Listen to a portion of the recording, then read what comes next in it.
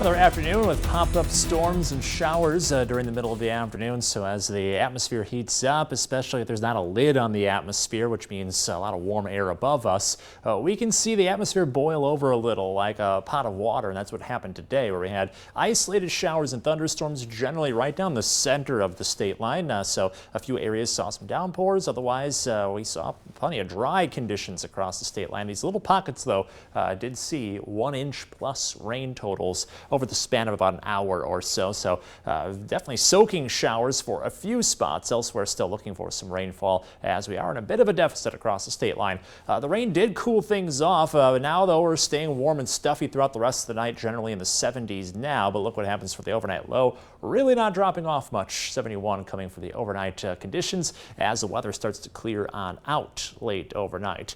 And we rinse and repeat a bit going into tomorrow. You can see that we're back up to 90, the heat index near 100, considering just how humid that air is going to be. And we have to keep an eye out for some storms late in the day. This round of storms may bring some strong, even severe conditions to the state line. And you can see on our severe storm outlook, generally across southern Wisconsin and all of northern Illinois, we are looking at a level 2 risk. So 2 out of 5 means generally a couple storms make it to severe strength, damaging winds and isolated hail, the main threats here.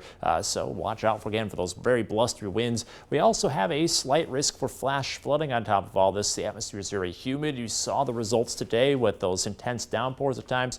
Could see that again into tomorrow. Large hail remains a threat to tornadoes, though not likely for tomorrow, and this will be generally after 5 p.m. So as we turn to future track, afternoon starting out dry and clear. We get into the mid-afternoon. That's when we start to see a few of these showers and storms bubble up in the daytime heating. So just like today, little pockets of rainfall possible through about 5 o'clock. We then get beyond 5, and that's when the risk for severe storms starts to work in from the west. You can see by about 7:30, future track finally having those and more intense showers and storms arrive on scene ahead of a cold front. These could bring, again, strong to damaging wind gusts as they sweep on through. We should be drier by the time we get to about midnight, then heading into Friday with dry conditions. So generally, we're looking at heavy rainfall and strong winds. The main threats here, you can see future track showing 1 inch plus total, so which raises the risk for that possibility of flash flooding. So be aware of storms tomorrow, generally after 2, quick downpours, some gusty winds just like today,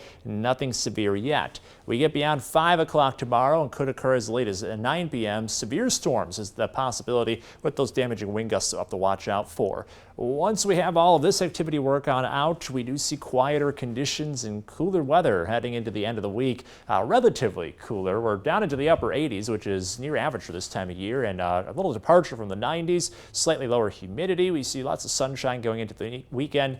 Next week, be ready for that heat to come right back into the state line. We could be in the mid-90s again late next week, James and Kristen. So short reprieve, and barely a reprieve really at that. Alex, thanks. Still to come.